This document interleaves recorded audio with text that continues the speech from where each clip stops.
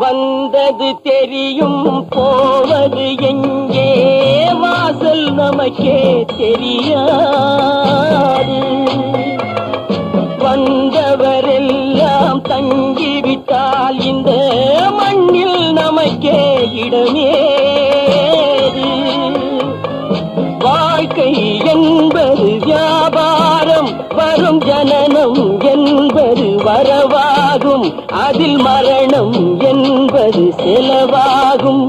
போனால் போகட்டும் போடா, போனால் போகட்டும் போடா.